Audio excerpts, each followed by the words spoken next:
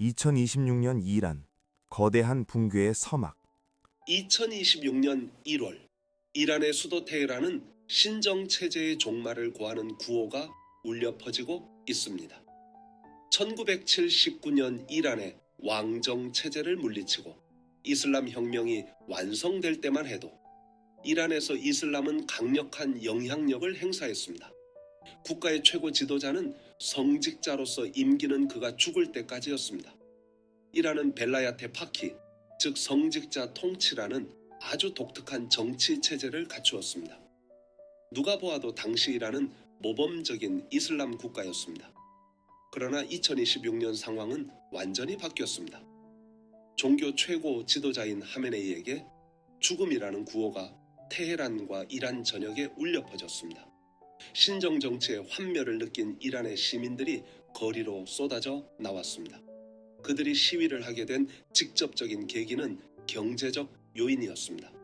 2026년 1월 11일 현재 이란의 리알화 가치는 달러당 140만 리알을 넘어서는 경제 붕괴 속에서 이란의 신정체제를 떠받들던 상인들이 거리로 뛰쳐나와 시위하였습니다. 경제적 임계점은 정치적 분노로 치달았고 지난 48시간 동안 인터넷이 차단된 사이 발생한 시위대 사망자는 공식 확인된 것만 192명에 달했습니다. 이 비극적인 수치는 단순한 소요 사태의 기록이 아닙니다. 이는 종교가 국가 권력을 완벽하게 장악했을 때 그 종교가 어떻게 자기 파괴적인 결말로 치닫는지를 보여주는 포스트 이슬람 국면의 결정적 증거입니다. 저는 이란의 사상적 전환이 주는 교훈을 분석하고 이를 한국 교회가 직면한 포스트 크리스텐덤 상황과 비교하여 기독교가 나아가야 할 길을 모색하고자 합니다. 포스트 이슬람, 정치적 이슬람주의의 파산과 새로운 영성. 포스트 이슬람은 단순한 반종교 운동이 아닙니다. 아세프 바야트 교수는 이를 이슬람주의의 에너지가 고갈되고 그 합법성의 원천이 지지자들 사이에서도 소멸된 상태라고 정의하였습니다. 통계로 본 신뢰의 붕괴.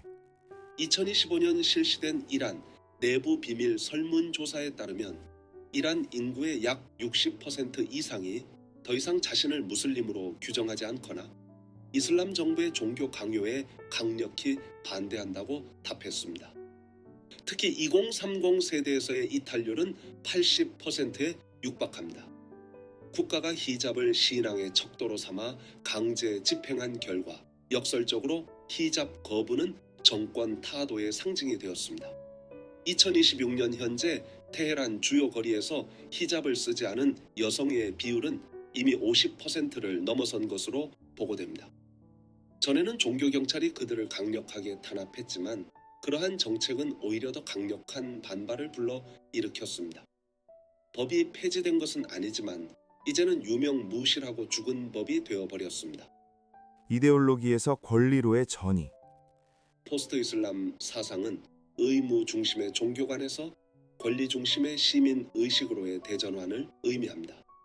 과거의 이슬람주의가 국가가 어떻게 이슬람 법을 집행할 것인가에 집중했다면 지금의 포스트 이슬람 담론은 어떻게 하면 개인의 신앙적 자유와 민주주의를 병존시킬 것인가를 질문합니다.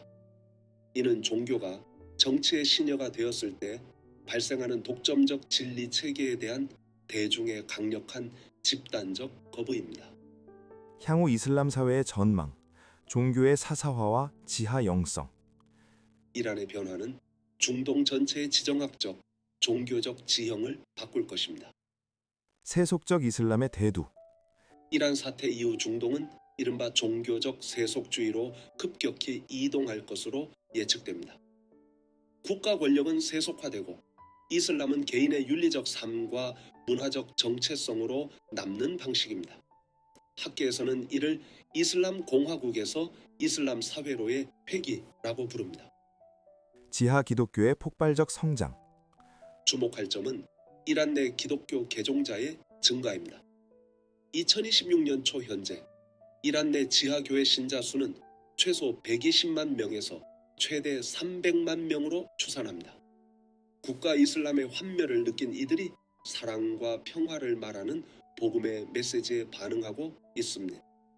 하지만 이는 단순히 교회의 승리가 아니라 기존 종교 체제에 실망한 이들이 찾는 대안적 영성으로서의 의미가 크다고 볼 수 있습니다. 포스트 크리스텐덤과의 비교, 기독교는 안전한가? 이제 질문의 화살을 우리에게 돌려보아야 합니다. 이란의 포스트 이슬람 사태는 서구와 한국 교회가 겪고 있는 포스트 크리스텐덤과 소름 끼치도록 닮아 있습니다. 크리스텐덤의 유산과 위험성, 스튜어트 머레이가 정의한 크리스텐덤은 기독교가 사회의 중심 권력을 장악하고 국가가 교회를 보호하며 교회가 국가의 도덕적 정당성을 부여하던 시대입니다. 이란의 신정 정치는 바로 이 크리스텐덤의 이슬람 버전입니다. 오늘날 한국과 미국의 극우 기독교가 민족주의와 결합하여 기독교 국가를 재건하려는 움직임은 이란이 1979년에 저질렀던 실수를 21세기 기독교의 이름으로 재현하려는 위험한 시도입니다. 공통된 징후, 환멸과 이탈.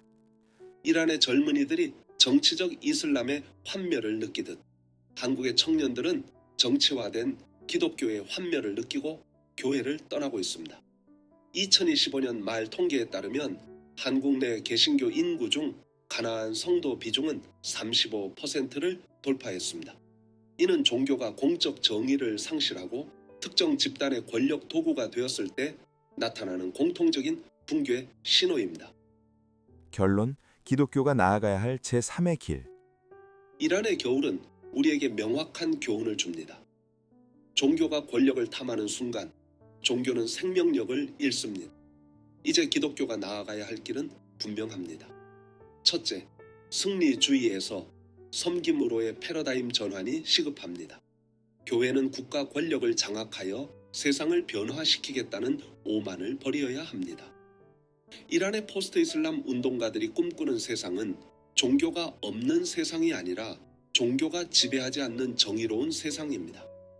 기독교는 사회의 중심이 아니라 변두리에서 고난받는 이들과 연대할 때 가장 기독교다운 모습입니다. 둘째, 자기 확신을 넘어선 환대와 대화의 영성을 회복해야 합니다. 자기 것만 옳다고 확신하며 타인을 비난하는 태도는 이란 신정 체제의 핵심 동력이었습니다.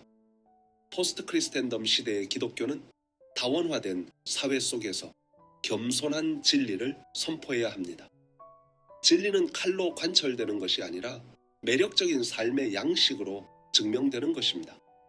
셋째, 선교적 본질을 향한 탈기관화의 실천이 필요합니다.